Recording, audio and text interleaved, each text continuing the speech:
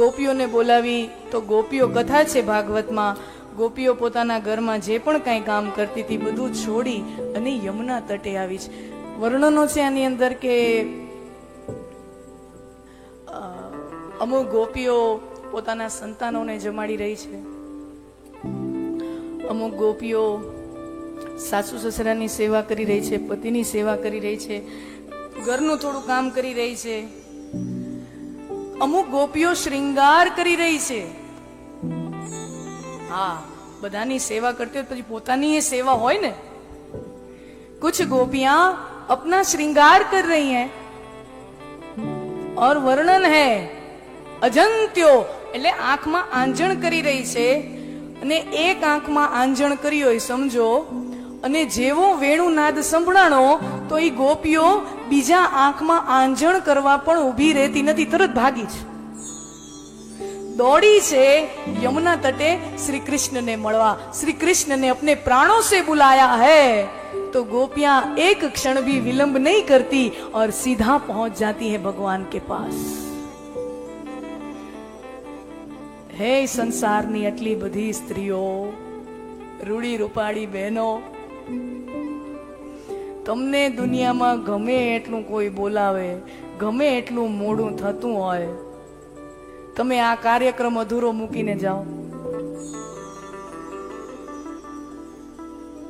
કોઈના લગ્નમાં જવાનું હોય ને, રિસેપ્શનમાં જવાનું હોય ને, એટલે અમારા ભાઈઓ તો હું તરત થઈ જાય, કારણ કે એમાં હોય શું, ઉપર ઝભો ચડાવ્યો ને સોયણો ચડાવ્યો, એમાં કઈ હોય જ નહીં. અને સાલી 50 વર્ષ પછી તો વાળ ઓળવા નહીં.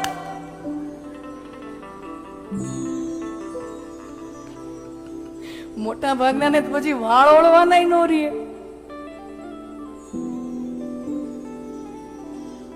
ટાલના ફાયદા છે, ટાલના બહુ મોટા ફાયદા છે ભાઈઓ. તમારા જે ભાઈબંધને ટાલ હોય ને એને તમે અડધી રાત્રે કોઈ મેડિકલ ઇમરજન્સી માટે ફોન કરો ને કે ભાઈ કોકને હોસ્પિટલે પહોંચાડવાના છે, ઓલું કઈ કામ, અડધી રાત્રે ફોન કરો ને એટલે જેવો ફોન કરો ને પથારીમાંથી ઉભો થાય 2 વાગે સીધો તમારી ગાડીમાં બેસી જાય. આરીસામાં જોવા પણ કઈ હોય નહીં, હાલતો ઉભો થઈને હાલતો. એટલે ટાલના ફાયદા ખરા, ઘણા ફાયદા, પણ ટાલનું એક નુકસાન ખરું. ટાલનો એક નુકસાન ખરું, આ મોઢું ક્યાં સુધી ધોવું ખબર ન પડે.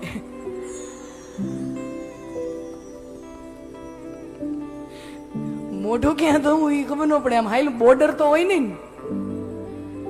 બોર્ડર તો હોય નહીં, હાઈલું જાય ક્યાં.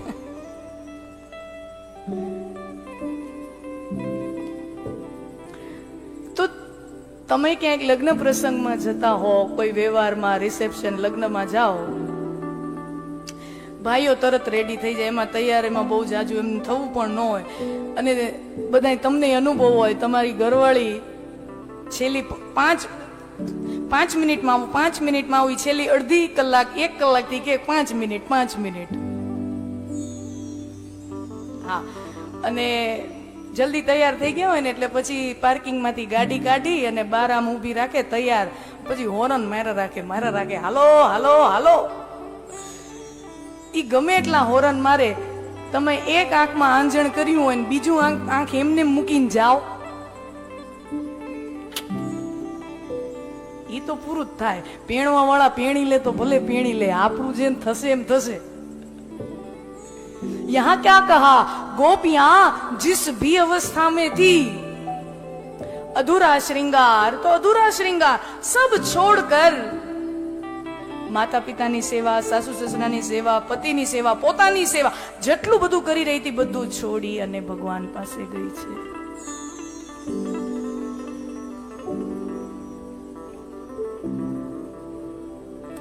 અને આવીને ત્યારે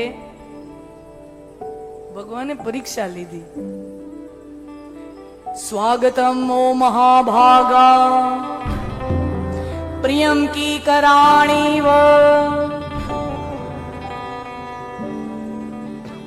સ્વાગતમ ઓ મહાભાગા પ્રિયમ કિમ કરાણીવ. એ મહાભાગ્યવાન ગોપીઓ, તમારું સ્વાગત છે. હે પ્રિય મહાભાગ્યવાન ગોપીઓ, તમારું સ્વાગત છે. અને શ્રી કૃષ્ણએ જેવું સ્વાગત છે એવું કીધું ને, ત્યાં ગોપીઓને મન દુઃખ થયું. ગોપીઓને આ સ્વાગત ગમ્યું નથી. ભગવાનને કહા સ્વાગતમ વો મહાભાગા. હવે આમાં આપણને તો એમ થાય ને કે કેટલી ભાગ્યશાળી કહેવાય, ભગવાન સ્વાગત કરે ને એ ન ગમે. આપણને તો સંસારનો સાધારણ માણસ થોડુંક સ્વાગત કરી લે તોય મજા આવી જાય. ઇनको ભગવાન સ્વાગત કર રહે ઇનકા, અને હૃદયને માઠું લાગી જાય. देखिए गोपियां प्रेमी हैं और प्रेमियों में स्वागत नहीं हुआ करता. प्रेम માં સ્વાગત, સત્કાર, ઔપચારિકતા, આચાર સંહિતા, પ્રોટોકોલ આવું બધું પ્રેમમાં ન હોય. એ તો બહારની દુનિયાના દેખાડા માટે બીજા માટે કરતા હોઈએ, પણ જેની સાથે આમ હૃદયનો નાતો છે એમાં ઔપચારિકતા, સ્વાગત, સત્કાર આવું કોઈ કરે ને તો એમ થાય કે ભાઈ આપણું ઘર અહીંયા ક્યાં તું આ બધું કરે છે.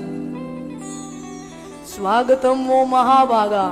ગોપીઓને આ ગમ્યું નહીં.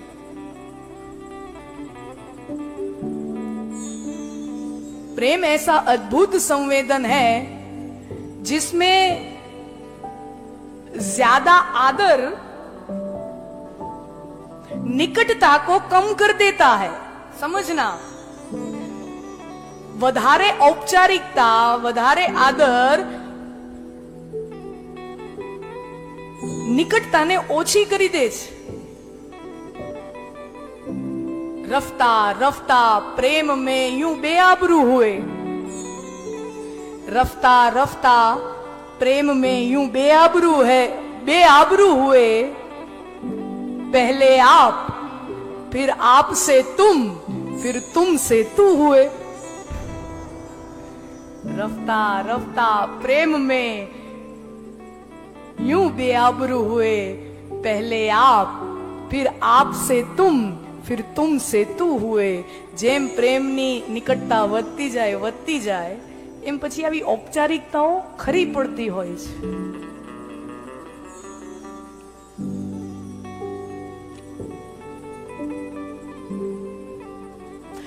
હે ગોપીઓ, પાછી ચાલી જાઓ. ઘનઘોર નિશા છે,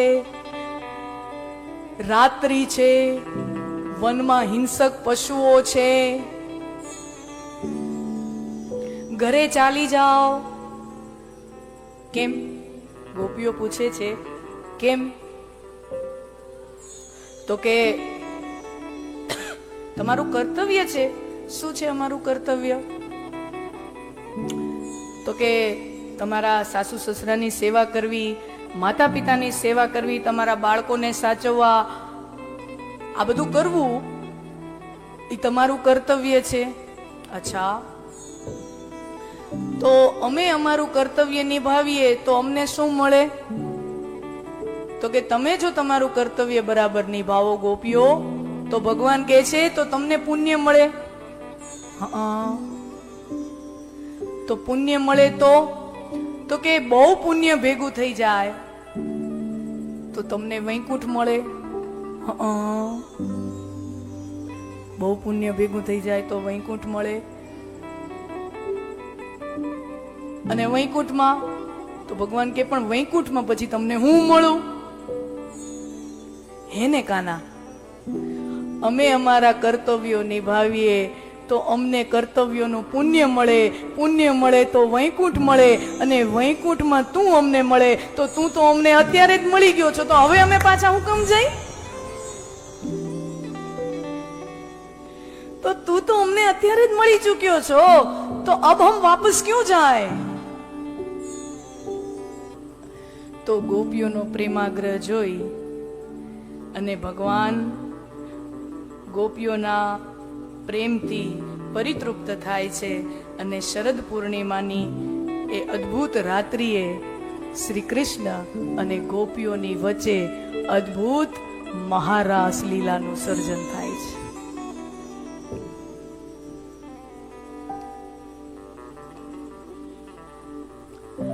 રાસ રમતા રમતા ગોપીઓ વિચારે કે આખું ગોકુળ કેટલું ભાગ્યશાળી કહેવાય